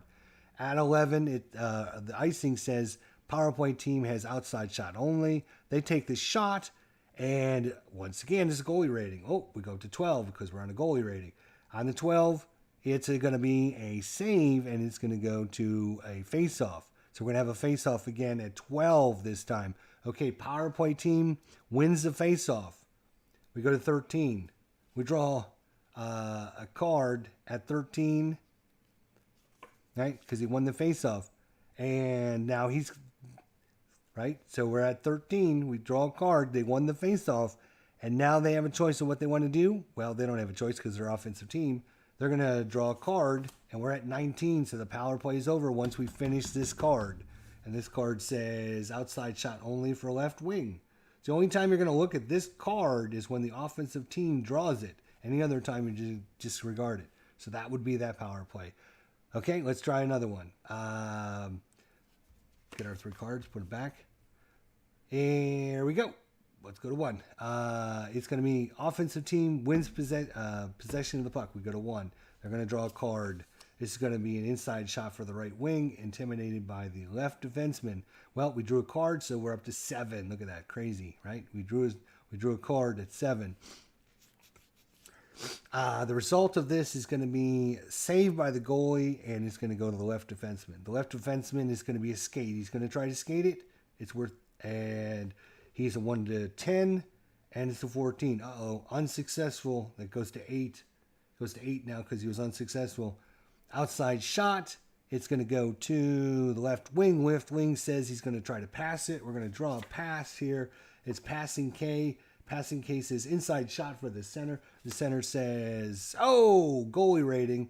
Goalie rating, so we're up to 9 because of the goalie rating. Goalie rating 9, and it says save and a face-off. So we have a face-off again. This time, power play team wins it. We're up to 10. Power play team wins it, 10. And now we're going to have a, they're going to draw a card. And this card says outside shot only for the center. For center. So we drew a card. So we're going from 10 to 16. Now we don't draw a card because we went past 13. We do not draw a card when we pass 13 if we drew a card that makes us go past 15 or 13, right? So if you drew a card to get you to 7 or higher, or 13 or higher, or 19 or higher, you don't draw another card. So at 16, I can't remember what we were doing. Right, they drew a card. Outside shot only for the center. Center says, takes a shot. It's a save. Rebound goes to the left defenseman. The left defenseman says he's going to try to skate because he only needs 3 more points to end this power play. He is a 1 to 11, and he'll have a breakaway and a 1. And it's a 20. Whoa, 20. Which means he's unsuccessful. Which means we only go up 1 point. He's up to 17. He took a risk, but didn't pay off. Is now an outside shot. The outside shot And it's going to go to the center. The center says he's going to try to pass it. So we're going to draw a card, right? Looking for the passing. You'll lose puck. Any defensive player has control of it. So any player has control of it. We're up to 17. You know what? We're going to try skate again. 1 to 14. We're going to say it's at Getzlav. 1 to 14 on 1. He'll have a... Yep, and there. Boom. So we're at 20. We're 19 or higher. We draw this card. We ignore it because the shorthanded team has possession of the puck. Boom. Penalty's over. So again, let's go through one more example. Right? Go through one more just to kind of go through it real quick with you guys. All right, here we go. Penalty. 2 minutes for roughing. We have 5-on-4 situation. Here we go. And face-off team wins the face-off. How much is that worth? 1. They're going to draw a card, which takes us to 7. We do not draw another card when we get to 7 because we got there by drawing a card. So we ignore that. So at 7, we look. Inside shot for the right wing. Intimidation by the left defenseman. Left wing, the left defenseman intimidates, so he gets possession of the puck. Left defenseman is... It is Hampus Lindholm here. And he's a 1 to 12. He's going to try and skate it. We're at 7. He's going to try to skate it. He rolls a 1. Oh, he's not one of the ones. He could have had a breakaway. That would have been awesome. We could have showed you guys breakaway. But 1 to 12, he's successful. We go from 7 to 10. It's as simple as it goes. He's going to skate again. 1 to 12. He's successful. 5. You go up to 13. Now, we got to 13 or higher, and we didn't draw a card to get there. So we draw a card, but because the defensive team is in possession of the puck, we ignore it. We don't do anything with this card other than draw it. We're at 13. Hampus Lindholm has possession of the puck. They are going to skate one more time with it. And that is a 17. He's unsuccessful. Yeah. What do you have? A little bit, yeah. Like 10 minutes. Yeah. Heat it up. He's unsuccessful because he's only a 1 to 12. He rolled a 17. So it goes from 13 to 14. That's going to be an outside shot.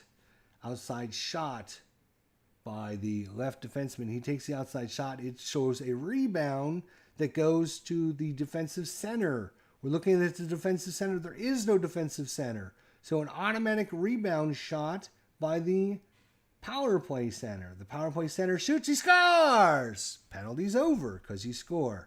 It's very simple, guys. Very seriously so simple. I can't make it any simpler than that.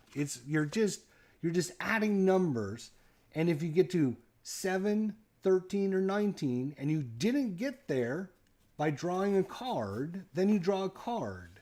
If the defensive team has possession of the puck, you ignore the card. The only time you're going to look at the card is when the offensive team has possession of the puck and they choose to draw a card. And you're going to remember 6, 5, 3. 6, anytime you draw a card, it's worth 6 points of time. Oops. Anytime you ice the puck and it's successful, it's 5 points. Anytime you skate, it's 3 points. If you're unsuccessful, it's 1 point. On skating or icing, it's 1 point. If you're unsuccessful, it's only worth 1 point. So if you're unsuccessful with icing, you're going to look at your icing section. Right, puck iced, and then you have to finish the play. Sometimes it'll result in a shot on goal. Sometimes it will give possession to one of the teams. Right, you just look at the icing section, follow directions. Right, puck is iced. It's worth 5. Then you look at the right wing defensive 12. He's either going to take the puck back, or it's going to be an outside shot by the left wing. Icing, right? It's either going to be iced or it's going to be intercepted. If it's iced, it's worth 5. And then it might call into defense one of your defenders. And you're going to look at a section 12, 13, or 14. And of course, those really good defenders are going to have, takes away puck, takes away puck, takes away puck. If they're not really good defenders, right? Like Hampus Lindholm, takes away puck, takes away puck, takes away puck. So he's really good I would have him for sure on one of my penalty kill lines. He's a good skater. He's got a pretty good defensive 3, even though it's not his best. Normally he's a 4, but still a 3. And then also you want to look at those players like Jacob Schaffelberg, right? So he's a 1-14 on the penalty kill. Nice skating, right? So that's a, 70% chance. And on a 1, right? We rolled that 1 earlier. If he would have had possession, he would have had a breakaway chance. You know, so he would be rolling on the breakaway chance. Much better. You can also look at the bottom for your power play and shorthanded goals. Hopefully this, guys, helps you out. It's not complicated at all. It's simply adding numbers to your number you're at.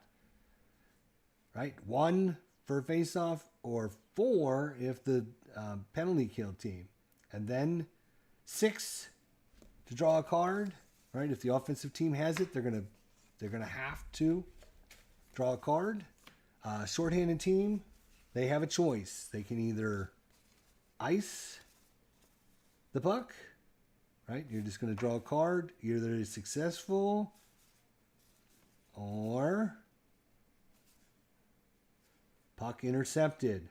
Bad, no icing. That's only a 1-time sequence. And then something bad's going to happen. If anytime you are on the penalty kill or the shorthanded, or you're on the power play in a loose puck situation, you're going to refer to 22.1.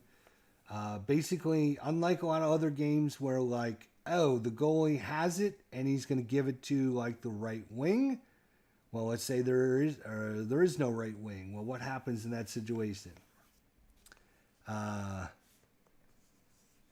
So, and then on your rebounds, what happens if a rebound happens and there's no player there? Where does it go? So you might have to refer to these 2 sections a little bit until you get used to those.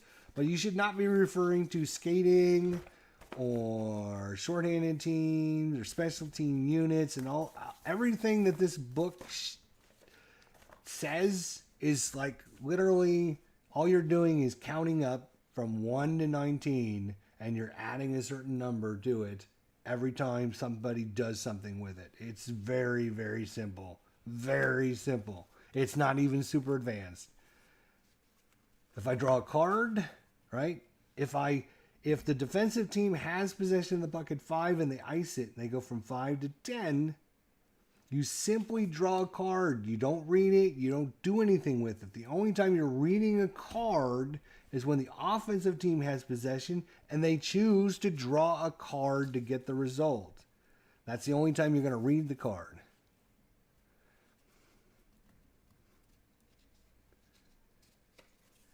You've had the other 3 strat games for years, late to the game with the hockey. Well, better late than never, the replay gamer. Yeah, if you guys want to see some strat hockey, go check out Replay Gamer. He's going to be doing some strat replays on his channel. Bob B says, I remember getting strat hockey when it first came out. Loved playing it. It's not a bad game. It's like, seriously, it's one of the most easiest, like if you look at baseball, super advanced, right? And you got those super advanced cutoff rules and all that. It can get a little overwhelming, right? So I play for Stratomatic Baseball, I play a hybrid between advanced and super advanced. But seriously, with the hockey super advanced, they shouldn't even call it super advanced because it's nothing. It's absolutely nothing. There's like 2 charts. If you can't play super advanced hockey, then go play something else. Go play APA. I mean, if you just want to roll numbers, just go play APA. Because if you can't figure this out, it's like, seriously, add 3 to whatever number you're at. If you don't want to use a 20-sided dice, use their silly-ass board and just use it like a little token, right? So, boom. Draw a card. Boom. Oh, I would flip an action card, but I got there by flipping an action card, so I don't do that. Oh, I'm going to ice the puck. That's worth 5. 1, 2, 3, 4, 5. I'm going to skate with it. 1, 2, 3. I'm going to skate with it again. 1, 2, 3. I'm going to ice the puck. Boom. Penalty over. Start again. Next penalty. Oh, the shorthanded team gets it. Oh, okay. That's 4. What are they going to do? They're going to ice it. 1, 2, 3, 4, 5. Oh, we went past 7 and we didn't. It wasn't because we draw a card. So we're going to draw a card instead of the sign. Okay, we're going to skate with it. 1, 2, 3. We're going to skate with it again. Oh, unsuccessful. We got to 13. We're going to draw a card because we got to 13. We didn't get there by drawing a card. Now, offensive team has possession of the puck. What are you going to do? I'm going to draw a card. Oh, well, that's 6. After that card's done, the power play's over. Let's go again. It's really that simple. I don't understand how this can even be classified as super advanced. It's not that hard. Power play wins. Okay, what are you going to do? Well, it's automatically going to go to 7 because they're going to have to flip a card. Inside shot and a rebound. Oh, wait. We're going to check a goalie rating, so it goes up 1. All right, once the goalie has it, then what? Defender has it. He's going to skate. 1, 2, 3. Try to skate again. Oh, it's intercepted. So unsuccessful is only worth 1. And a shot. Oh, it's a shot from the point and a rebound. It's going to go to the offensive player. He's going to take another rebound shot. And a save by the goalie and another rebound. Notice time is not ticking during any of this because none of those plays, right? None of those plays take up time in a penalty, right? Shot, rebound, shot, rebound, shot, rebound, shot, rebound, shot, rebound, shot, rebound, shot, rebound, right? None of those technically could. I think after the second one, I think there's like a rule in there, which I ignore, that I think after like the second rebound, it's a time sequence or something. But you're never, how many times have you ever had rebound, shot, rebound, shot, rebound, shot, rebound, shot, rebound, shot? Pretty much never. It doesn't usually happen that way. Anyways, where are we at? We're at 12, right? So then what? Eventually it's going to be a face-off. Oh my God. What do we do with the face-off? It's either 1 or 4, boys. It's not that hard. Don't freak out. You're just starting, instead of starting at 0, you're starting at 12. Power play team wins face-off. That's 1. Oh my God. It says flip card. What do we do? Oh, well, they're going to have to flip a card, right? Because we got there by not flipping a card to get there. Now, what are you going to do as the offensive team? Well, there's only one choice. I got to flip a card. So we flip a card. We'll finish this play. It's over. It's as simple as it is. It really is. I'm going to let you guys go. Just to let you guys digest it all. If you have any thoughts, comments, suggestions, whatever, let me know in the comment section down below. If you need some clarification, I will be glad to do a video on that as well. And it's really not that hard. Get the rule book out, read a couple pages, follow along with what we did here, and you'll be up and running in literally 10 minutes. It's not that hard.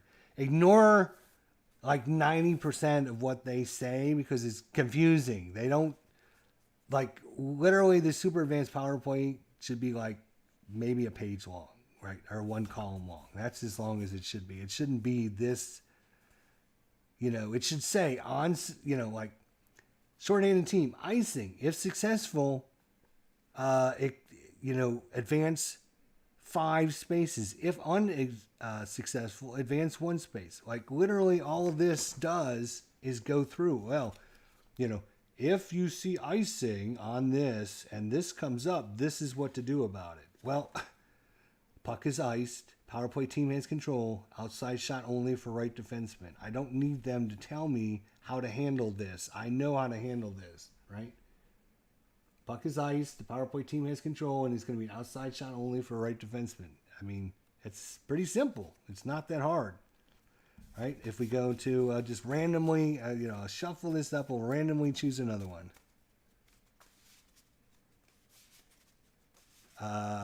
Random icing the puck, right? Random icing the puck. Puck has been intercepted by the power play team. Inside shot for the right wing, right? Unsuccessful. Time sequence of 1. It's an inside shot by the right wing. That's, simple. Boom. Let's do a random, we'll do a random skate, and we'll just get a player out here. Nick Ritchie, right? He's a 1-11. Random skate. So, pretty simple. Flip up a card. It's a 2. Success. 3 times sequence. Boom. Move on. If we went right? If this causes us to go to 7 or by 7, right? Then we just take the little fast action card and we just set it aside. We flip it over, we set it aside, right? If it causes us to go by 13 or at 13, then we flip over another card. We just ignore it because we're not playing the card. We're just moving time along. So, yeah, simple. I mean, sure, you might come up in a situation where you just, you might not understand something and you can look up in the rule book. But it's fine. You know, until you do it a few times, sure, look up stuff in the rule book until you get it. Or ask questions to people that maybe have seen it or whatever. We can help you out. But it's really not that hard. Skating especially, like seriously. And the thing is, it's the cool part about the Super Advanced is, we went through this in the beginning, it separates players that you can see maybe good on the power play, maybe not good on the power play based upon their skating events, their 12, 13, and 14, what they do, their defensive values, you know. Oh, I'm going to put D'Angelo on the power play because why not? Well, why not? He goes from a 2 to a 1. That's why not. And he allows shots 2 of the 3 times. He allows outside shots as opposed to covering. Oh, he's not nearly as good as, say, this guy here. Again, a great example. He's a 3 defender. Oh, yeah, I'm going to use him on the power or penalty kill, right? No, you're not going to use him on the penalty kill. He's only a 1. He's only a 1, and he does have take away puck 2 of the 3 times. So, I mean, he's not horrible, but a 1 penalty kill is not great. He's a 1 penalty kill. Probably not. He's only a 1 penalty kill. He's only a 1. This guy goes from 2 to 1. Boy, New York has a lot of terrible penalty killers. No wonder they were one of the worst teams in the league. Even Kevin Shattenkirk, one of the better defenders, goes from a 2 to 1. No wonder they were so awful. Oh, Jesper Fass. He goes from a 2 to a 3. Yes, we're going to use this guy for sure on a power play. Or a penalty kill, sorry. For sure on the penalty kill. He's a 1 to 10 skate. It sounds like a great candidate. There you go, guys. I'm not going to harp on it anymore. You either do it your way. That's fine. You can play the super advanced way. If you can't figure it out, let me know. I can help you out. Or some of the other simmers out there can help you out with it. It's not super advanced, unlike super advanced Stratomatic Baseball. Super advanced Stratomatic Baseball is, and I would classify that as super advanced. That's why I use a hybrid advanced, super advanced, because some of the super advanced rules are just too much. They're just, for me, they're just a little bit too much. But this super advanced is like, seriously, there's nothing to it, to be honest. You guys will get it if you just put a little effort into it. Replay Gamer, Baseball Demos, Bob B. Demyatsky Demoy, 1942. Great to see you guys. Everyone have a wonderful day. We'll see everyone later. Thanks for watching. Talk to you next time. Everyone have a great day. See you at 4 o'clock for the War Room show if you come by. Till then, everyone, take care.